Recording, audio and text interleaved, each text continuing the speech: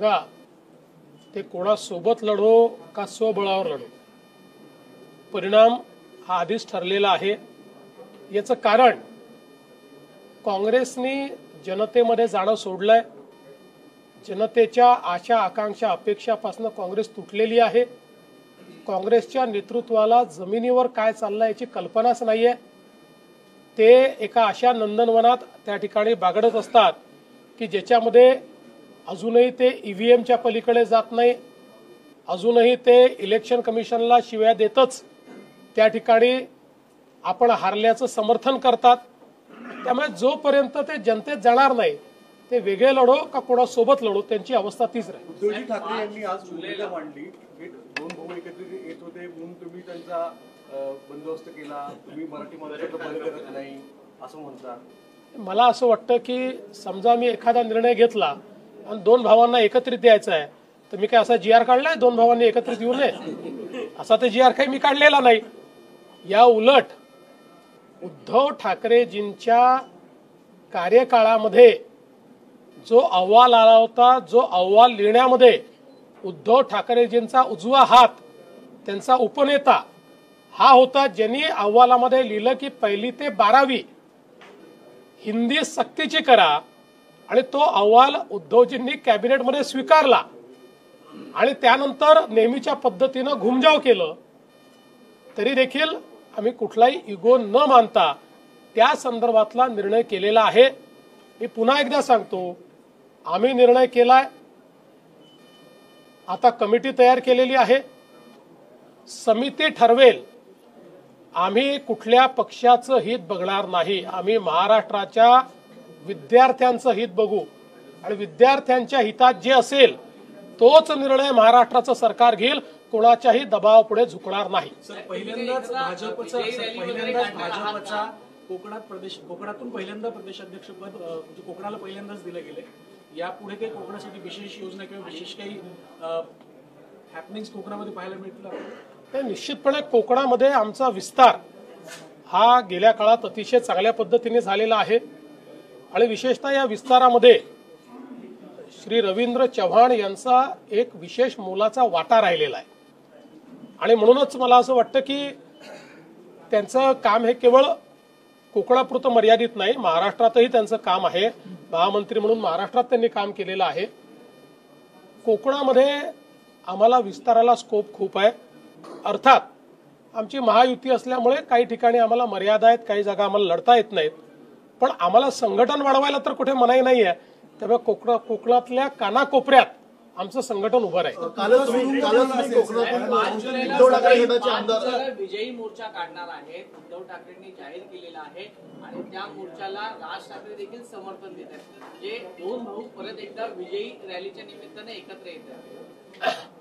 मला अतिशय आनंद आहे जर ते एकत्रित येत असतील तर. त्यांनी जरूर एकत्रित यावं.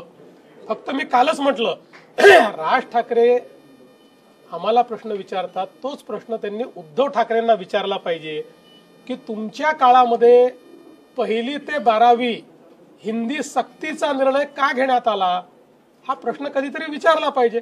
बाकी त्यांनी एकत्रित यावं, क्रिकेट खेळावं, हॉकी खेळावी, टेनिस खेळावं, स्विमिंग करावं, जेवण करावं, आम्हाला काही अडचण नाही. विरोध दिसतोय. सुप्रिया सुळे स्वतः उद्धव ठाकरेंबरोबर आज आझाद मैदानात दिसल्या. ज्या कमिटीमध्ये स्वतः शरद पवार गटाचे बडे नेते होते, त्याच कमिटीच्या अहवालानंतर काय केलं त्यांनी? जयंत पाटील होते. मी तुम्हाला एक गोष्ट सांगतो, हे दुटप्पी लोक आहेत. यांचं सत्तेतलं रूप वेगळं असतं आणि विरोधातलं रूप वेगळं असतं आणि खासगीत जर विचारलं तर अजून तिसरं रूप असतं.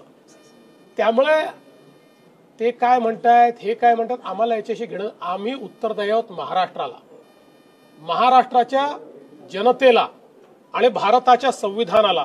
आणि भारताच्या संविधानाचा अवमान कोणी करणार असेल तर त्याच्यावर कारवाई करण्याकरता कायदा तयार होईलच.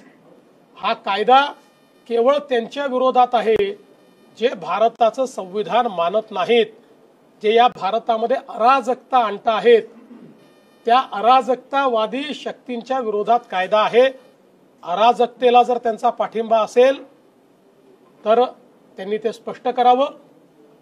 या ठिकाणी अराजकतेला पाठिंबा द्यायचा आणि लोकशाहीचं गुणगान करायचं, संविधान पायदळी तोडवणाऱ्यांच्या सोबत उभं राहायचं, हे कुठेतरी बंद केलं पाहिजे. काल भास्कर जाधव यांच्या नावाचा तुम्ही उल्लेख केला की त्यांची पत्रावर सही नाहीये. आज भास्कर जाधवांनी माध्यमांशी बोलणं टाळलं. मध्यंतरी भास्कर जाधवांनी नाराजी देखील व्यक्त करून दाखवली.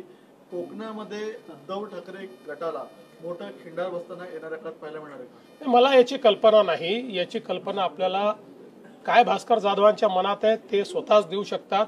आणि अलीकडच्या काळामध्ये ते कवितांच्या माध्यमातून आणि शेरोशायरीच्या माध्यमातून आपल्या मनातलं अभिव्यक्त करता आहेत. त्यामुळे त्यांचं नवीन स्टेटस जे काही येईल ते तुम्ही बघा आणि त्याच्यावरनं अंदाज बांधा. काही दिवसांपासून पक्षप्रवेश सुरू आहेत आणि आता देखील रवींद्र चव्हाणांच्या माध्यमातून कशा पद्धतीने पक्षप्रवेश असतो?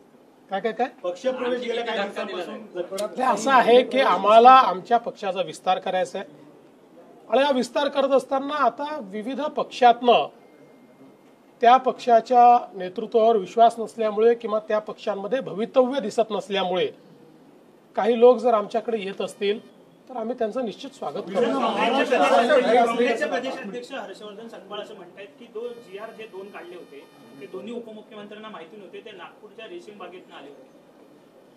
मला असं वाटतं की हर्षवर्धन काय नाव त्यांचं सपकाळ, त्यांच्याबद्दल मी एवढंच म्हणेल नया आहे हो.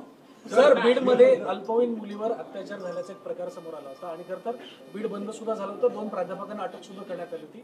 आज तुमच्याकडे सुद्धा माझ्याकडे त्या संदर्भात एक निवेदन आज प्राप्त झालेलं आहे. त्या निवेदनामध्ये या प्रकरणाची एक सिनियर IPS महिला अधिकारी नेमून चौकशी करावी अशा प्रकारची मागणी करण्यात आलेली आहे. मी त्या संदर्भात डीजींना निर्देश दिलेले आहेत की डीजींनी या मागणीचा विचार करून योग्य निर्णय करावा. परिसरातील विश्वसनीय व ताज्या घडामोडींसाठी बारामती टाइम्सचे YouTube चॅनेल लाईक करा, सबस्क्राईब करा आणि शेअर करा.